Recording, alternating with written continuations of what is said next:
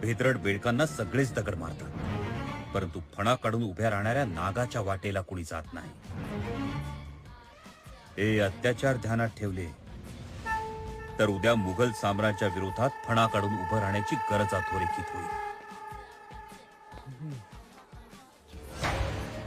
हीच राजंदाज खानाची हवेली आहे राज. इथं एकदा आत गेलेला माणूस परत जित्ता बाहेर येत नाही.